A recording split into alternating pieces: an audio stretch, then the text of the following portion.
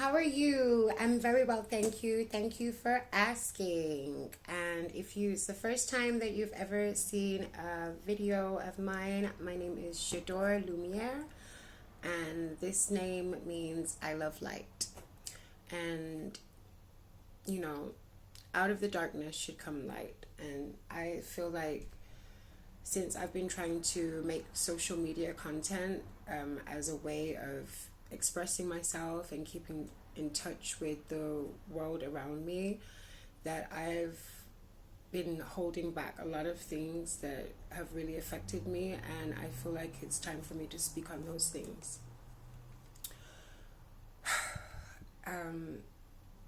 Since I've started my social media journey, I've actually experienced a lot of online bullying and digital harassment, plagiarism, mimicking spirit, and straight up copying. And at the time, it didn't really make sense to me because this was happening at such a high level in regards to celebrity, TV personality, music artist, and broadcasting networks, and I didn't understand why or how this was happening. But I can only describe it as a Black Mirror type of scenario where I believe that I've been illegally filmed in my home, which has allowed my likeness to be broadcasted and used by content creators and music artists. And I could only describe it as something that has actually kept me in a mental prison and allowed me to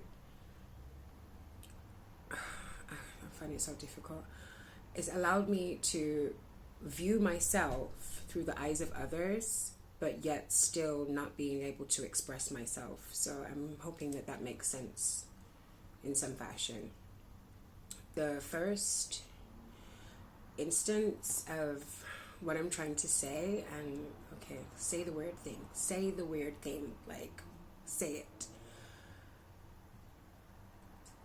I am Alien Superstar. The whole of the so-called Renaissance album is based off of most of my experiences that I shared with a partner that I had in the Caribbean, and I can only describe what my feelings are towards this celebrity is just complete disgust.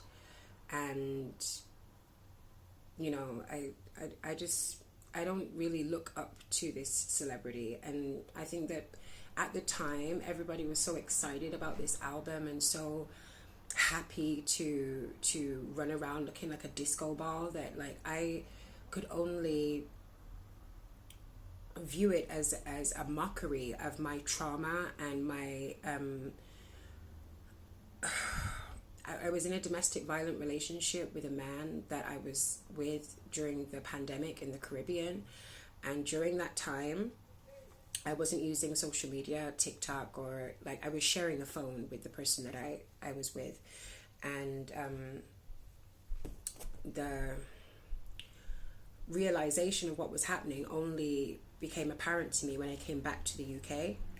And during that period, during the pandemic, Puff Daddy was actually scouting for new talent. And the people that I was around in the Caribbean, they do have connections with Hollywood, and they also have connections with the gang Crips. This also led to my likeness being used by Chrisean Rock and Blueface, that actually used the whole synopsis of my trauma as a rollout for her music career. And this has actually continued right up until they're both being incarcerated. And during their incarceration, that mimicking demon and mockery of my existence was continued by his mother and Tokyo Tony and Rick Ross's baby mother. The program that they've made just at the moment is also a mockery of my ostracization from my family, because I'm not a mother, I'm an auntie, and this is something that they have used as something to catapult their careers and to continue to make a mockery of me, and to try to monopolize and monetize and gain off of my lowest moments in my life. The guy that I was with is a known crypt in the Caribbean, and their connections towards Blueface and Chrisean Rock, her whole music career was based off my existence, and she continued to use my likeness and things that were going on in my life to promote herself and her career. Now, alongside this, when this was happening, was she was making TV appearances and content creation alongside Kai Cenat, alongside who else was involved? It was when they were doing a program based on them going to prison. What I've been experiencing by myself, living where I'm living at the moment, I have been in isolation. I have been locked away from my society group, and it was something that they used in order to promote their careers and continue to bully me online, knowing that I wasn't in a position to defend myself. I wasn't in a position to prosecute them or take legal proceedings, and they happily continue to do this. And the more people that knew about it, the more people that joined in. We're speaking about Marco, the comedian. Most of his content that he has made over the past 6 to 9 months, probably even longer, has had to do with mocking my existence using other celebrities, especially that white girl that did the interview with Drake. That was another thing that they were using to try to draw me out and mock my existence. I haven't ever voiced my opinion on what has happened to me. I have never actually confronted these people. I have never actually expressed online what it is that they've actually done to me and how that affected my mental health and made me feel like I wasn't even a human being. And it was such a traumatic experience, because it wasn't just one group of people.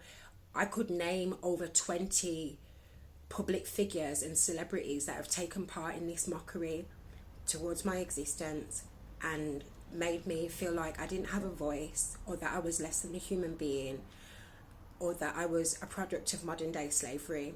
And I'm not that person, and I had to figure this out by myself and still try to rebuild my life back. And every time that I felt closer to feeling stronger and back to myself, every time I turned around, there was another person contributing towards my trauma.